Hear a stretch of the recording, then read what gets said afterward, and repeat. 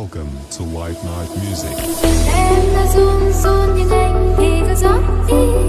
Anh mà không để em là khi mà anh không hết ly uống thêm vài ly để mình chẳng mấy khi vui. Nấu thêm vài chai vì anh em chờ mấy khi gặp lại. Nơi nơi nó xoay xoay thế gian nó xoay vòng. Anh đang ở đây đâu biết anh có thấy lòng. Đừng mất chi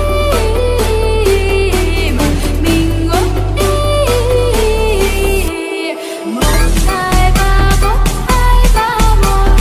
Hình như anh nói anh say rồi. Một hai ba bốn hai ba một. Hình như anh nói anh yêu em rồi.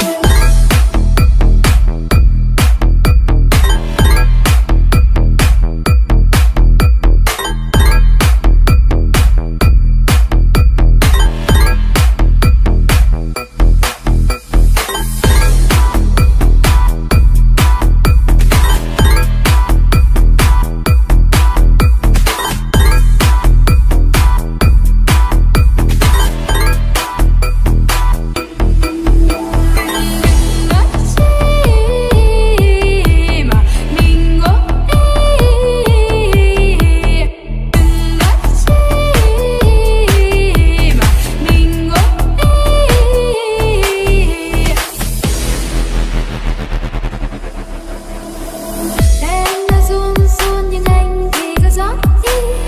Anh mà không để em là khi mà anh không hết ly uống thêm vài ly để mình chẳng mấy khi vui.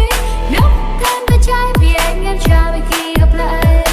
Nơi nơi nó xoay xoay thế gian nó xoay vòng. Anh đang ở đây đâu biết anh có thấy lòng. Đừng mất chi mà mình ngốc đi. Một hai ba bốn hai ba một. Hình như anh nói anh say rồi. Một hai ba bốn hai ba một. Hình như anh nói anh yêu em rồi. Một hai ba bốn hai ba ba.